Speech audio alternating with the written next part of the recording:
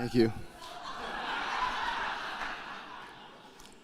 This is a tough crowd. I love you guys. Those I love the most are the hardest out there, and I know that. It's like, I feel like Romper Room. I see Michael, I see William, I see Joe, I see Doug. So many people that are dear to my heart and near to my heart, and I love you guys. I love being here tonight. Steve up in the front row, one of my best friends. We work together mentoring and talking. We share bacon a lot. And I texted him the other day just to check in with him, and I said, let's get together for bacon. He says, I'm literally eating bacon as you're texting me right now. I don't know. So my testimony, guys, I'll tell you what, sharing a testimony as a pastor is a hard thing because the vulnerability is still there, right? I would love, as I open up my heart and share with you guys so many things that God has put on my heart. And I think about this story in John chapter 9, and it's one of my very favorite stories. And when I was involved in prison ministry, I preached on this quite a bit because it's such a profound story, and it really is a lot about my testimony because it's a story about the man who was born blind. If you remember, the disciples were walking with Jesus, and these are disciples. These are not just some random folks. These are disciples, and they see this blind man, and he's probably maybe 20 years old. He's old. He's a man, but he's still being taken care of by his parents because he's blind. And the disciples asked a question. Remember what they said? They said, who sinned that this man was born blind? Who caused this blindness in this man? Was it his parents sinning, or did he cause it by his sin? Now, that's the dumbest question you could ever ask, right? Think about what they just asked because of this.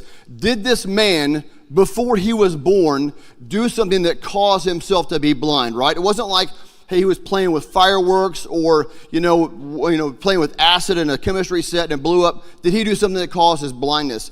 He was born blind. And this reminds me of the struggle we have in our lives between what we call nature and nurture, right?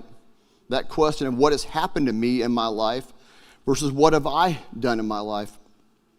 See, as I shared in that testimony, I was saved as a young man. I was 8 years old when I accepted Christ, but I was not raised in a Christian home. I went to church by myself. I actually was, and I've shared this before here over a year ago, I was invited by a man to go to Vacation Bible School during the summer when they used to drive the church buses around the neighborhood and pick up kids, and that's how I went to church. But I got saved, and I was the only one in my house that went to church for many, many years. My parents were divorced when I was in middle school, and my life kind of went in a spiral. Without a dad around, and my dad was a good man, and I love him very much, but he was not a good dad when I was young. He was very detached. In fact, the only thing I can remember about my parents really fighting about was the fact that my dad never spent any time with me, and my mom would fight with him about that, to spend time with me. But we had a very distant relationship, and because of that, I grew up with without a lot of good foundations in my life. And one thing in particular that really caught me was how I viewed women and how I viewed relationship with girls and later on in my life, women. And I began to view them in a very negative way and very sexualized way and what I could get out of the relationship and not what God had in that for me. And it began to cause so many problems in my life. And I remember later on, I was probably about 20 years old at my old church where I grew up in, and one of my friends, we were always asking all these young guys, and we were always asking older guys, older pastors and missionaries, about how do you deal with lust? How do you deal with the opposite sex and this and that? And my friend, we were like 20 years old. My friend asked, we had a missions conference, and my friend asked this missionary, he was like 83 years old. And we sat down, we had dinner, and my friend goes, tell me, when did you stop struggling with your flesh and lust? And the old man looked right at us, he goes, well, when that happens, I'll let you know. And I'm not, that's not very encouraging, sir. I was raised in a home where my mom was very broken.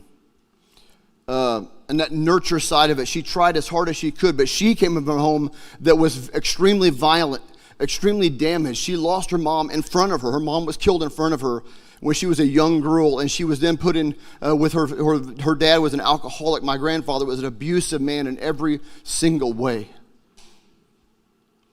You know what I saw with my mom? And I want to encourage you with this because this is so very important. My mom did the very best that she could for what she had. She did. She loved me, and she was a really, really good mom in so many ways, but she just wasn't healthy. And she tried, she did so much better than how she was raised. And she tried so very hard to raise my sister and I in healthy ways, but she just had so many limitations on her own emotional health. And so I began to allow some of those things, the way I was raised, to be blamed on how I was living my life sometimes.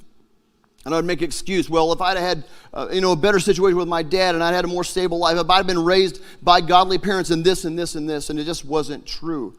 I began to have to make those decisions in my own life on how I was going to live my life. And when I said that about tricking my wife into marrying me, it really, it's almost the truth, right? I'm like, I have been blessed with a woman who's loved me so very much, even with my faults. I've had to struggle. I struggle in a few areas, and I always love coming here because I love the honesty and how you guys share in this. I struggle with people pleasing at a very high level, and maybe that's because now I'm a pastor, and maybe that's why that ends up happening.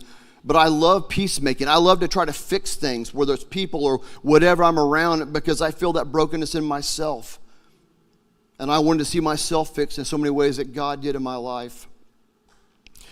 And watching how that God has worked in my life and how he's been and I think the most important thing about our testimonies is this, guys, that God's faithfulness, that Christ's love over and over and over again when I failed him.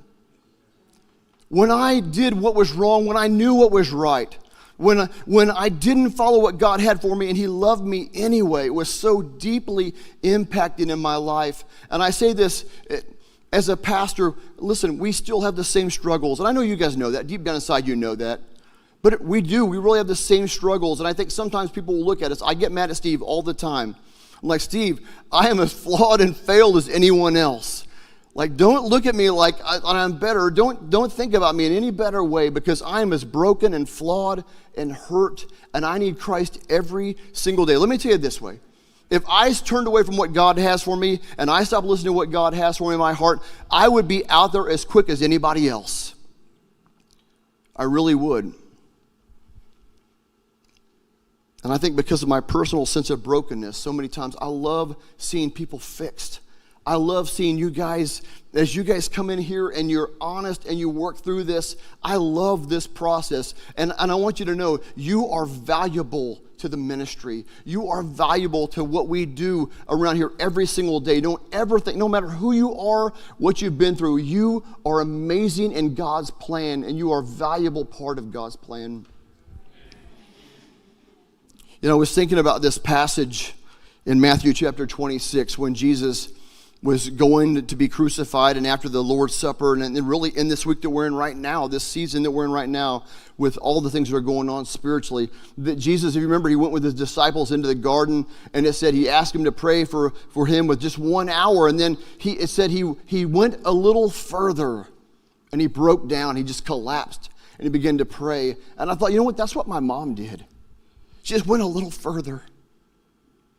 She went beyond where she was capable, and my mom got saved later in her life, and thank God now she's a follower of Christ, but she went a little further. She just pushed a little further on out, and I want to encourage you, each one of you, no matter what you've gone through, what you've been through, where you're at tonight, to just go a little further. Don't quit. Don't stop.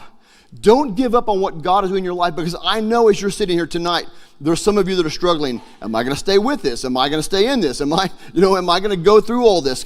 And we talk about this all the time. Part of Regen leadership is watching people quit, watching people stop. And I want to encourage you, don't stop, don't quit. Just go a little further. And God will meet you where you're at, and he'll take you across the finish line. Guys, listen, this flesh does not stop bothering us, right?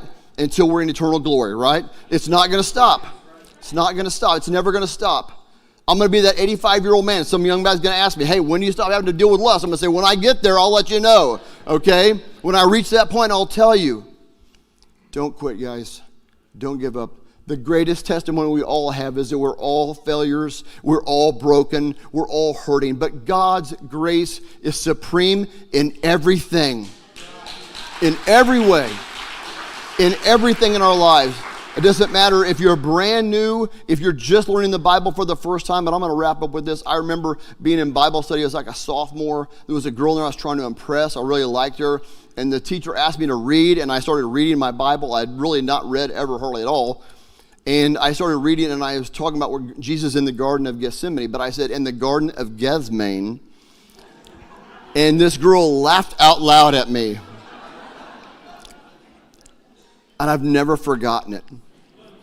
And so I will tell you this, like, stay at it. You may be brand new in your faith. I remember not knowing that Matthew, Mark, Luke, and John were 4 accounts of the same story. I'm reading the Gospels, and I'm in high school. I'm like, he got crucified in Matthew, and now in Mark, he's getting crucified again. I understand the resurrection. I don't get this at all. They just keep crucifying him. I'm not sure what's going on. What is happening?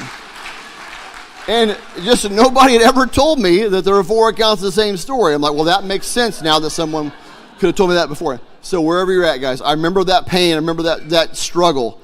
No matter where you are, if you've just walked in and your faith is brand new or you've been around a long time, just keep at it. Keep at it, keep at it, keep at it. God bless you guys so much.